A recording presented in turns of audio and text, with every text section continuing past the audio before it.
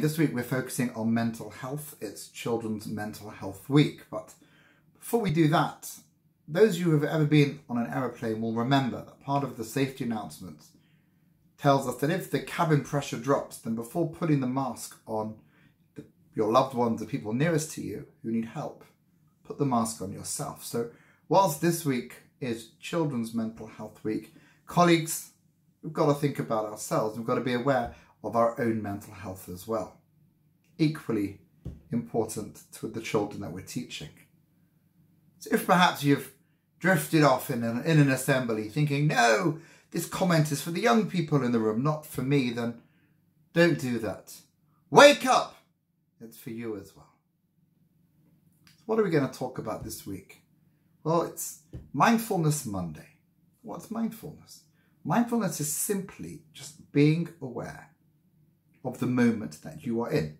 Being aware of how you feel inside, being aware of the noises and what's going on around you. And when you take that moment to focus on yourself, then that helps you to calm down. Rather than feeling that life is pulling you in a direction, you feel dragged to go here, forced to go there. You have to stand, you have to sit, you have to pick up the pen, you have to copy off the board, you have to put your pens down, close your books, open your books, stand up, do this, do that.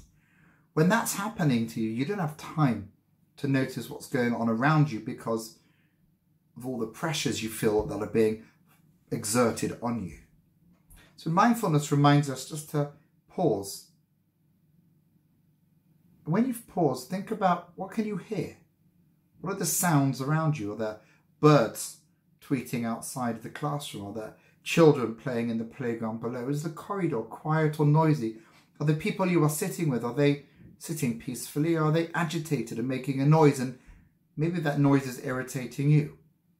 Does the person next to you have that irritating thing with their leg where they shake their leg up and down? Is someone tapping uncontrollably on the desk? And you're wondering why you are agitated because you've just figured it out. Someone's making a noise that irritates you. So this morning I want you just to listen. You don't always have to talk. Sometimes the silence can teach us just as much as the noise we make with our mouths and the conversations we have. So in a moment when this message is finished, if you're fortunate to be in a form where people want to try and be more relaxed and take a moment for yourselves, just sit still. Breathe gently in and out. Focus on the breath going in and then releasing that breath, going out. What does that feel like as you fill up and exhale? Have you noticed how you breathe before? Have you noticed how you feel on the chair? Do you find the chairs terribly uncomfortable or do you find them okay?